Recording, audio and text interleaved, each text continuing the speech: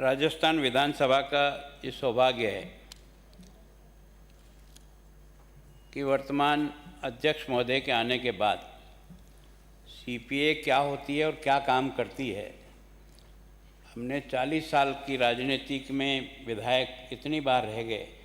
CPA बनती तो ज़रूर है पर सीपीए काम क्या करती है ये पहली बार अगर किसी ने सदन के माननीय सदस्यों को एहसास कराया वो हमारे स्पीकर साहब को, इनको बहुत बहुत धन्यवाद मैं हर मीटिंग में। और उसके साथ ही एक अच्छी परिपाटी। आदरणीय मुख्य अतिथि जी, मैं आपका स्वागत इस सीपीए के विषय को रख करके कर रहा हूँ और सभी माननीय सदस्यों की ओर से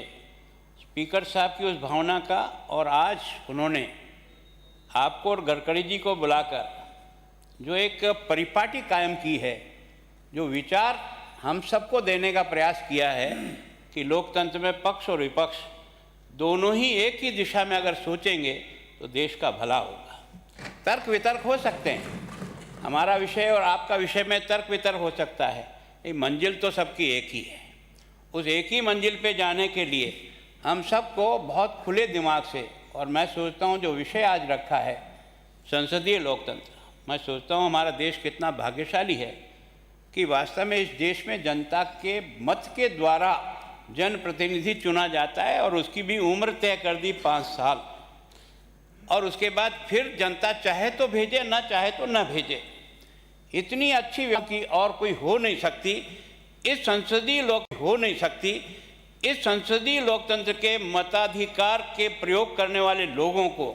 हम कितना शिक्षित कर सकते हैं, कितना जागरूक कर सकते हैं, कितना देश की व्यवस्था के बारे में उनको समझा सकते हैं ताकि उनका निर्णय देश हित में कैसे हो इस बारे में प्रेरित करने का प्रयास है। संसदीय लोकतंत्र में हमारे देश की जैसा स्ट्रक्चर है, अभी स्पीकर साहब ने कहा हम कई भाषाओं में विभक्त हैं, कई प्रांत हैं, कई हमारे रहन सहन हैं, कई ऐसी विविधता में भी इस देश को जोड़े रखने के लिए यह हिंदुस्तान के लिए एक आवश्यक प्रणाली थी जिसको हमारे वरिष्ठ लोगों ने हमको दी है। अब ये हम पर निर्भर करता है कि हम तर्क वितर्क करके जनता का हित करना चाहते हैं या अपना हित करना चाहते हैं। मेरी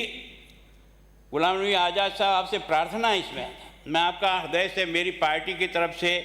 सीपीए का उपाध्यक्ष होने के नाते राजस्थान की 7 करोड़ की जनता की ओर से आपका स्वागत और अभिनंदन करता हूं और ये उम्मीद करता हूं कि हम सब लोगों का गोल एक ही है, वो है देश। और देश की तरक्की के लिए, देश के खुशहाली के लिए इस लोकतांत्रिक प्रणाली से हम कैसे अपने अपने अधिकारों का प्रयोग करते उस जनता के हित के लिए काम करें। मैं सोचता हूं कि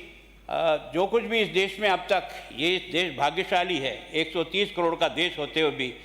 15 और 17 चुनाव हो जाने के बाद भी कोई चुनाव के नाम पर हिंसा नहीं होना, ये लोकतंत्र की सबसे मजबूती का निशान जो इस देश की जनता ने आपको और मुझे दिया है।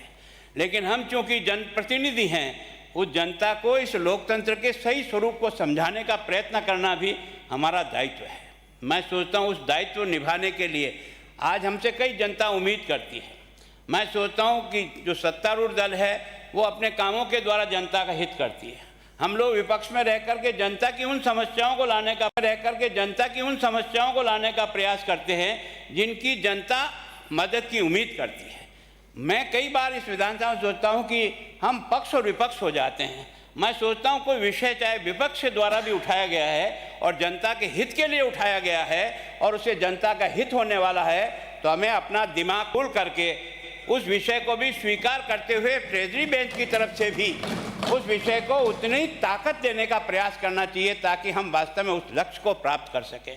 मैं सोचता हूँ मैं ज़्यादा विषय को नहीं रखना, पर मैं सच में इस बात के लिए कि हमारा देश भाग्यशाली है, इतने चुनाव हो जाने के बाद भी, एक मत से सरकार जाने के बाद भी कोई हिंसक घटनाएं नहीं हुई। सिंहासन को पकड़ने के लिए किसी ने भी कोई गलत फाउल खेलने का प्रयास नहीं किया। ऐसे लोकतंत्र को हम आज आपके अनुभव से, क्योंकि आप मुख्यमंत्री से लेकर प्रतिपक्ष के नेता से लेकर मंत्रिमंडल के सदस्य के रूप में आपका एक लंबा अनुभव है, और मैं सोचता हूँ स्पीकर साहब ने शायद इसी बात को सोच करके आप दोनों महानुभावों को आज बुलाया है कि आखिर जनता हमसे इस लोकतंत्र के माध्यम से, हम जनप्रतिनिधियों से उम्मीद क्या करती है, हम उस उम्मीद पर कहाँ तक खरे उतर रहे हैं, और नहीं उतरते हैं तो खरे उतरने के लिए हमें क्या क्या कदम उठाने चाहिए जिससे वास्तव में हम जनता की उम्मीद को पूरा कर सकें। मैं इन्हीं शब्दों के साथ आपका स्वागत करता हूं। स्पीकर साहब का स्वागत विशेष रूप से करता हूं क्योंकि मेयर को भी इतनी बार रहने का, लेकिन सीपीए को बनाई जरूर एक दिन या वोट दे करके,